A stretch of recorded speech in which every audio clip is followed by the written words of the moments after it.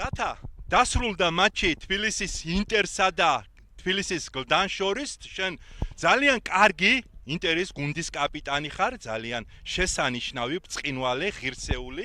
დიახ, მაყურებელს უამბობთ აი მატჩის მიმდინარეობაზე, ხო? 2 გოლი გაუტანეთ და აქეთ ვერც ერთი ვერ გაგიტანეს.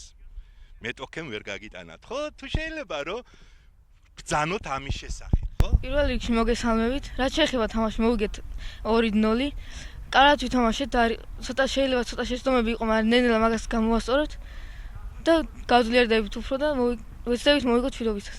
დიახ, აი მეტოქეს როგორ შეაფასებთ მაინც? აი გაგიადვილდათ თუ გაგიჭირდათ? აი 2-0 იმას ამბობს, ხო? 2-0 რომ ძალიან კარგი ანგარიში დააფიქსირეთ და აი რა სიტყვით მაინც მეტოქეზე? კარგი გუნდი იყო, გაგვიჭირდა ცოტა, მაგრამ მაინც შევძელი და მოვიგეთ.